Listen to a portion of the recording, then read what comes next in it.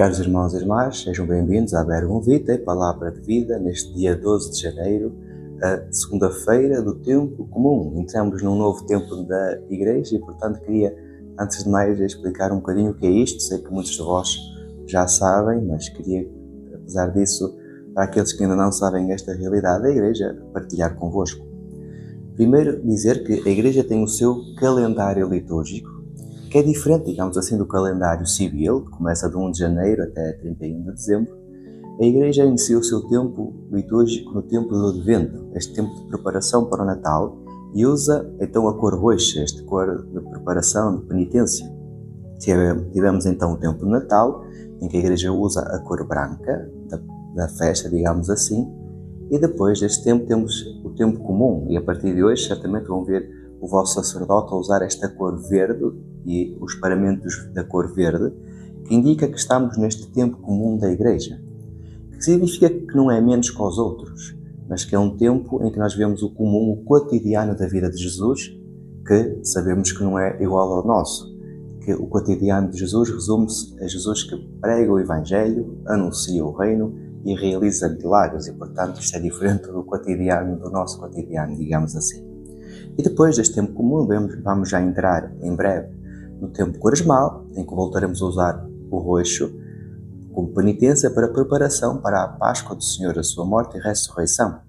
E então, depois da quaresma, usaremos então novamente os paramentos brancos, e depois do tempo pascal voltaremos a usar o verde do tempo comum. E claro, às vezes no tempo comum vão ver o vosso sacerdote a usar o vermelho, quando celebramos algum mártir, ou usar o branco quando celebramos algum santo importante da Igreja ou algum acontecimento, alguma solenidade na vida de Jesus ou, digamos assim, de Maria. E, portanto, quando isso acontece, estamos a usar o verde, mas às vezes usamos o vermelho ou o branco, digamos assim, para essas ocasiões especiais. Mas vou então proclamar o Evangelho de hoje. Evangelho de Nosso Senhor Jesus Cristo segundo São Marcos. Depois de João ter sido preso, Jesus partiu para a Galileia e começou a proclamar o Evangelho de Deus, dizendo: Cumpriu-se o tempo e está próximo o reino de Deus. Arrependei-vos e acreditai no Evangelho. Caminhando junto ao mar da Galileia, viu Simão e seu irmão André, que lançavam as redes ao mar porque eram pescadores. Disse-lhe Jesus: Vinde comigo e farei de vós pescadores de homens. Eles deixaram logo as redes e seguiram-no. Um pouco mais adiante viu Tiago, filho de Zebedeu, e seu irmão João, que estavam no barco a consertar as redes, e chamou-os. Eles deixaram logo seu pai Zebedeu no barco com os assalariados e seguiram Jesus. Palavra da salvação, glória a vós, Senhor. Caros irmãos e irmãs, vemos Jesus então no seu cotidiano, a pregar o Evangelho, e esta imagem belíssima, caminhando Jesus ao longo do mar da Galileia, viu dois pescadores e chama-os, com palavras muito simples: Vinde comigo e farei de vós pescadores de homens. Mas o essencial da mensagem é este: vinde comigo.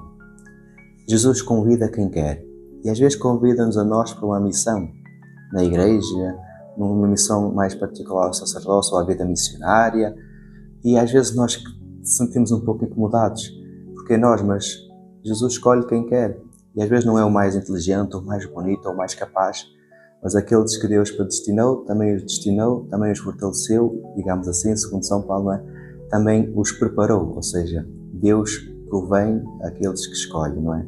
Dá a força, mas nós temos que corresponder. Jesus chama, mas não impõe. Nós é que podemos decidir se queremos ou não seguir Jesus, mas quem recusaria um convite deste bom mestre? E então vemos como Jesus chama, convida, e ainda hoje convida e chama, e somos chamados a corresponder. Como estes discípulos do Senhor, saibamos deixar para trás outras coisas, outras seguranças que nos deixaram os seus pais, a sua família, o seu trabalho, mas quando Jesus chama, temos que ir ao seu encontro, porque Ele é o fundamento da nossa vida.